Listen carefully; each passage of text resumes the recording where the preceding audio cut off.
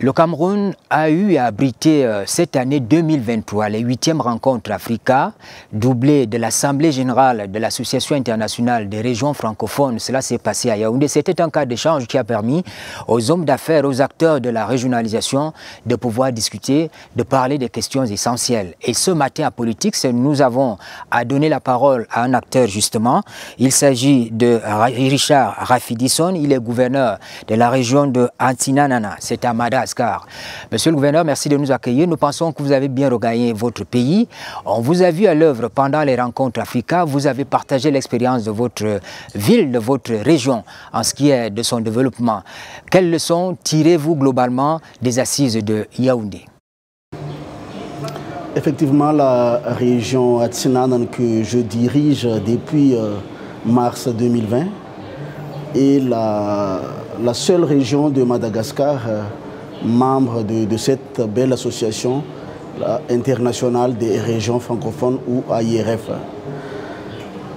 C'est un espace qui nous donne une opportunité d'échange, de partage et aussi surtout les opportunités de développement économique et d'investissement pour nos opérateurs privés, nos coopératives et surtout nos jeunesses, parce que je suis en même temps donc le vice-président en charge de la jeunesse, de la culture et des formations.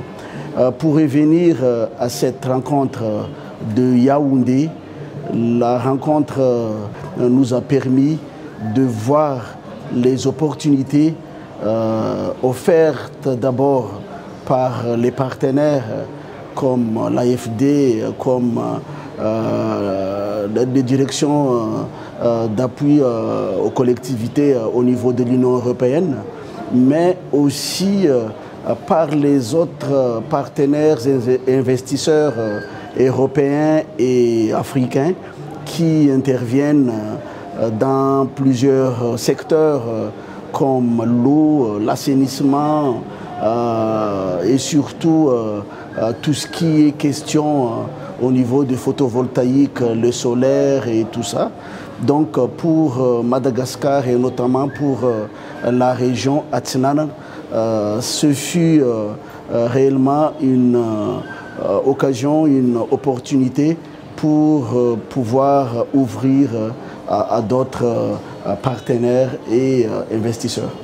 Monsieur le gouverneur, on va partager votre expérience là-bas à Madagascar. Vous savez que la grosse difficulté liée au développement des territoires, c'est les financements. Qu'est-ce que vous faites là-bas pour avoir ces financements et pouvoir conduire les projets que vous avez dans votre portefeuille? Effectivement, c'est l'une des contraintes de toutes les collectivités territoriales à Madagascar.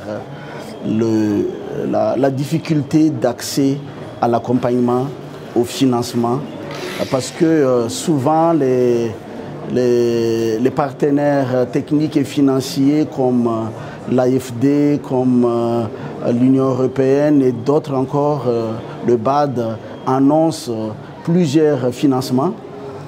Mais c'est l'accès à ce financement, c'est la capacité à répondre aux appels aux projets qui bloquent souvent les collectivités. Et nous, la région Antinanana de Madagascar, peut témoigner que notre présence au sein de l'AIRF nous a donné l'opportunité de présenter déjà au moins 2 projets financés par la délégation européenne d'appui aux collectivités, les DAICT.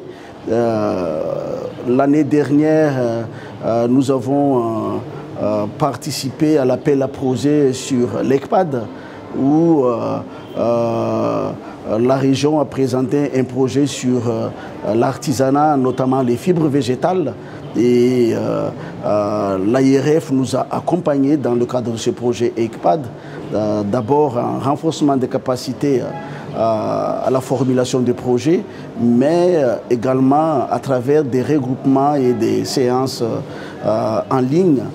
Nous avons pu renforcer la capacité aussi de nos collaborateurs techniques.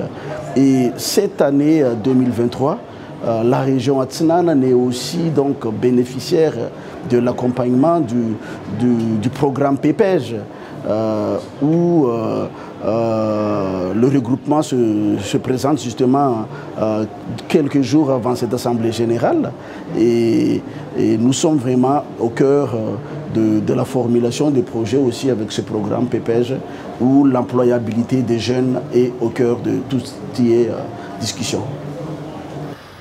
La coopération décentralisée suppose le transfert des compétences et des ressources aux collectivités territoriales. C'est un problème pour le Cameroun, c'est un problème pour d'autres pays membres de la francophonie. Comment vivez-vous cette difficulté à Madagascar? Oui, effectivement, c'est pas évident. C'est pas évident dans le sens où les ressources ne sont pas suffisantes. Nous, de notre côté, nous avons la chance parce que nous avons déjà une coopération décentralisée depuis déjà plus de 10 années avec la région Normandie-France. Donc, dans la plupart des cas, nous présentons notre projet en partenariat déjà avec la région Normandie, et vous voyez que c'est plus facile pour nous, collectivités africaines, de co-présenter un projet avec une collectivité française, parce que souvent nos financeurs sont des agences françaises, des associations françaises. Donc dans leurs critères d'éligibilité, dans leur comment dire, le profil initial, ça facilite l'obtention de financement. Nous, par exemple, nous avons déjà bénéficié d'un projet dans le cadre de FICOL, le financement de collectivités. Et actuellement, nous allons passer aux deuxième phase du projet Agricop, qui accompagne plusieurs coopératives dans le cadre de transformation des épices et des fruits, et de pouvoir l'exporter justement en France, dans le cadre du commerce équitable.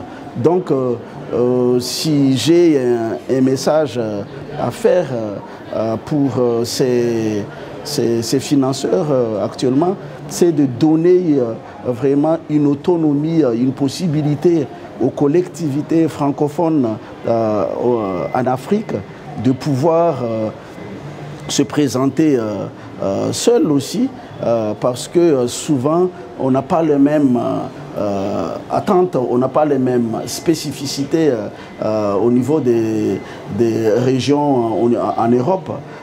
Donc ça ralentit souvent l'impact palpable au niveau des régions en Afrique.